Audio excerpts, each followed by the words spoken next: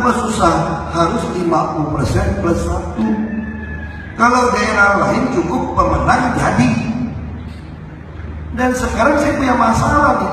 Di Jakarta nggak gampang 50% plus 1. Orang mau minta zikir di Monas saya larang. Karena bukan mau bilang Monas itu kalau mau buat zikir ya di Istiqlal gitu dan tapi presiden dulu minjemin, saya juga minjemin dulu buat zikir.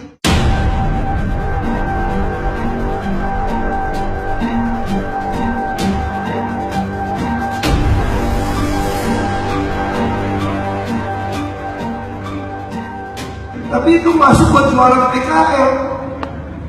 Nggak bisa dong, itu IO-nya bisa dapat duit tuh nyewain lapak. Saya setengah mati 6-7 bulan beresin. Kalau di Istiqlal nolak. Kenapa nolak?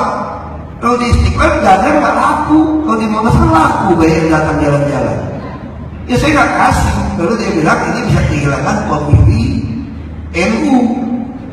Karena ini rata-rata NU yang baik yang dukung kamu nih, Hok. Ya teman-teman saya juga. Saya bilang ya sudahlah, lebih baik nggak kepilih lah daripada saya melanggar aturan sendiri.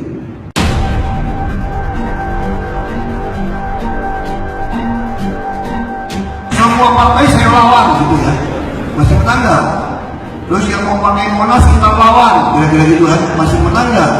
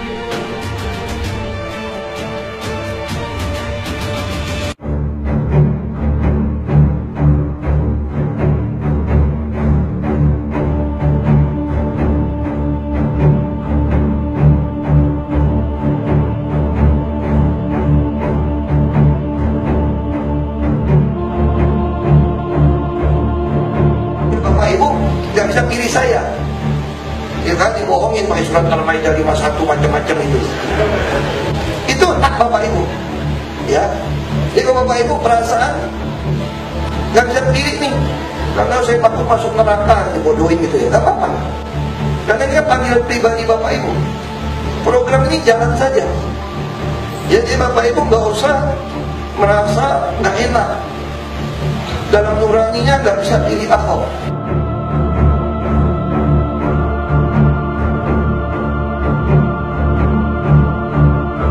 Bohongin pakai surat Al-Maidah 51 macam-macam gak bisa pilih nih, karena saya takut masuk neraka dibodohin gitu ya, gak apa-apa.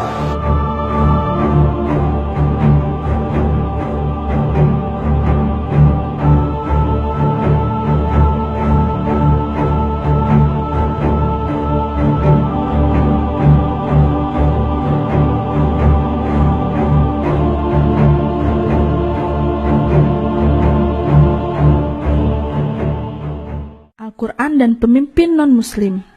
Dalam Islam, setiap non-muslim disebut kafir. Dan di dalam Al-Quran, Allah melarang umat Islam memilih pemimpin dari kalangan orang kafir. Berikut ini dalil Quran tentang haramnya orang kafir memimpin umat Islam.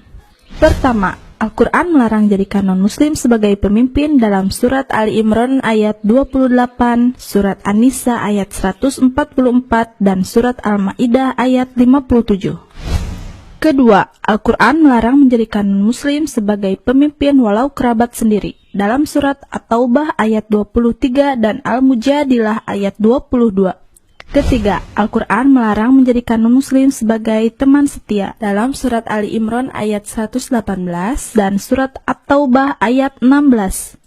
Keempat, Al-Quran melarang saling tolong dengan non-muslim yang akan merugikan umat Islam dalam surat Al-Qasas ayat 86 dan surat Al-Mumtahanah ayat 13. Kelima, Al-Quran melarang mentaati non-muslim untuk menguasai muslim dalam surat Ali Imran ayat 149 sampai 150. Keenam, Al-Quran melarang beri peluang kepada non-muslim sehingga menguasai muslim dalam surat An-Nisa ayat 141. Ketujuh, Al-Quran memvonis munafik kepada muslim yang menjadikan non-muslim sebagai pemimpin dalam surat An-Nisa ayat 138 sampai 139. Kedelapan, Al-Quran memvonis zolim kepada muslim yang menjadikan non-muslim sebagai pemimpin dalam surat Al-Ma'idah ayat 51. Kesembilan, Al-Quran memvonis fasik kepada muslim yang menjadikan non-muslim sebagai pemimpin dalam surat Al-Ma'idah ayat 80-81. Kesepuluh, Al-Quran memvonis sesat kepada muslim yang menjadikan non-muslim sebagai pemimpin dalam surat Al-Mumtahanah ayat 1. Kesebelas, Al-Quran mengancam azab bagi yang jadikan non-muslim sebagai pemimpin atau teman setia dalam surat Al-Mujadilah ayat 14-15.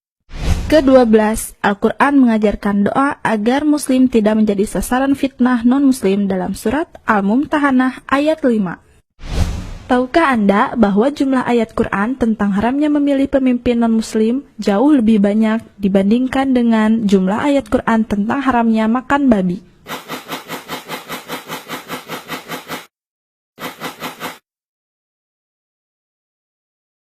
Jadi, apabila Anda anti makan babi, seharusnya Anda pun anti memilih pemimpin non-muslim. Semoga bermanfaat.